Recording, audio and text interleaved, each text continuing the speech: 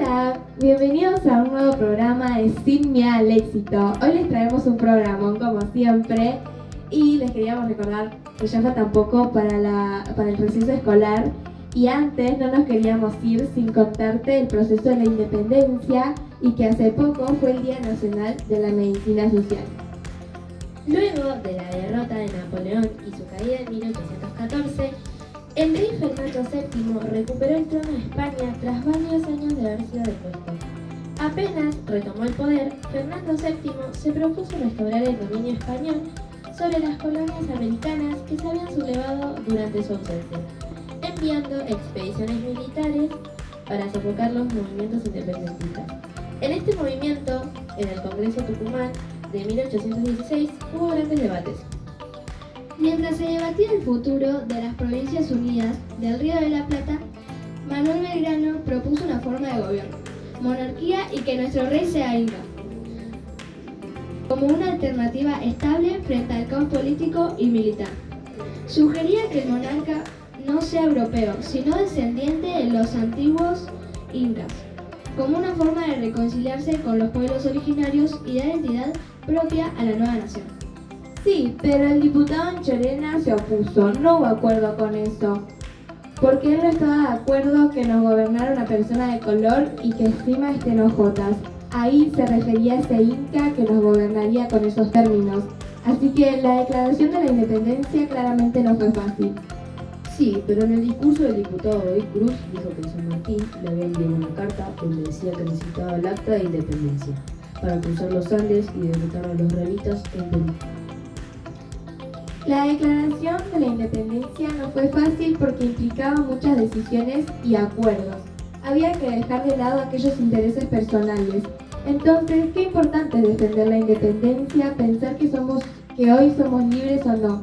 La independencia también es la responsabilidad, es ejercer la democracia, cuidar los recursos que tenemos, cuidar nuestros territorios y a la gente. Obvio, también hay que vivir en un ambiente saludable y con trabajo.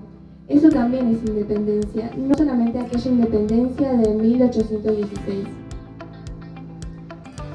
Este viaje en la historia es para repensarnos y analizar si somos realmente independientes y el compromiso y responsabilidad que eso implica.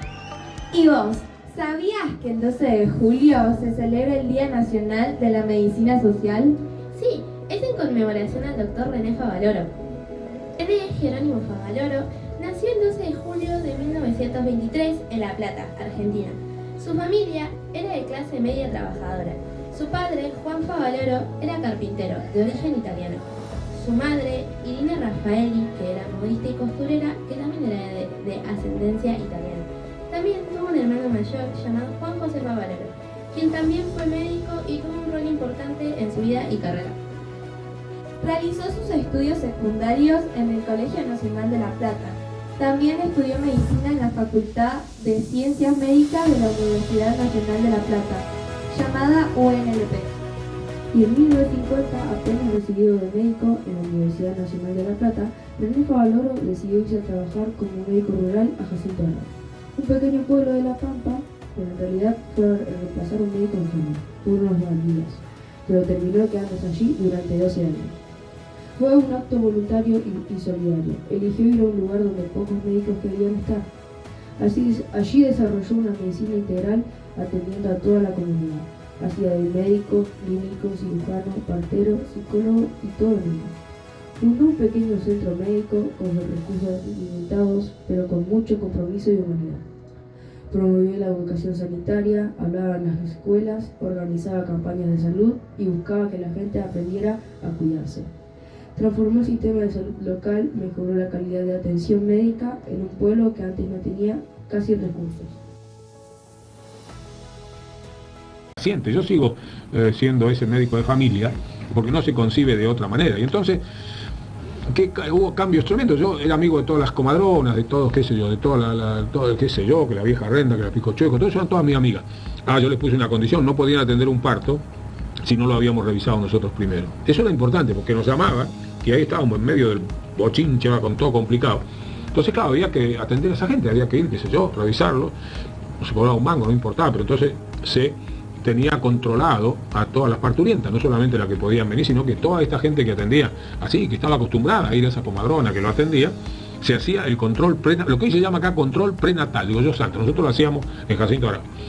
Con los chicos con que se morían con la diarrea, tanta diarrea en el verano. Un día me acuerdo que vino Santolaria y me dice, Santolaria, que estuvo ahí, me decía, ¿qué pasa? Dice que no hay más diarrea, y no hay más diarrea. ¿Por qué? Era cuestión de ir a las casas esas, enseñarle primero cómo servía la leche, que no era cuando subía así, había que hervirla un rato, después preparar los cocimientos, en aquel entonces eran de arroz o de cuáquer, enseñarle que esa leche que estaba hecha para un ternero que al año era igual que la madre, la cosa de la leche de la madre era diferente, explicárselo ahí. Y entonces cómo había que preparar la mamadera, con eso de poner mitad de leche, mitad de cocimiento de cereal, o 2 términos, todo eso se explicaba.